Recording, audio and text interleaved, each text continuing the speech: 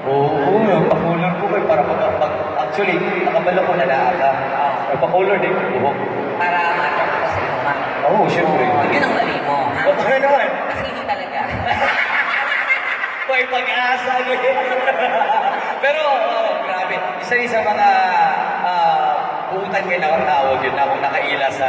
Ikaw din, sa pinakamabait talaga na kilala ko na bata. Oo, mabait ka, mabait ako. Edi... Bagay tayo. Ayan!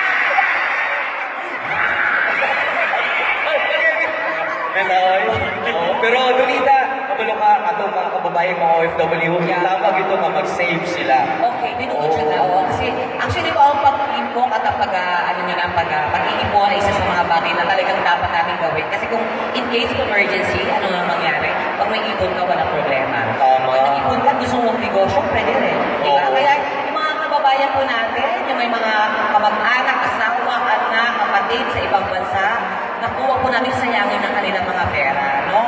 Ano naman, kasi iba, gusto ko dati ganyan ako. Oo. OFW ako, nagpapadala ko ng pera sa mga... Adlaw-adlaw. Oo, ala, ano pinagagawa? Ayun, pag-uwi ko, wala rin nag-ipon. Sayang, di ba? So, dapat ipunin natin yan para sa ating lahat. Sayang. May tao pala. Ay, wag! Raffle tayo. Raffle tayo.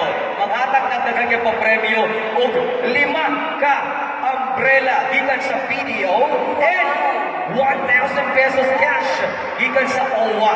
Oh, kasi kamo na ang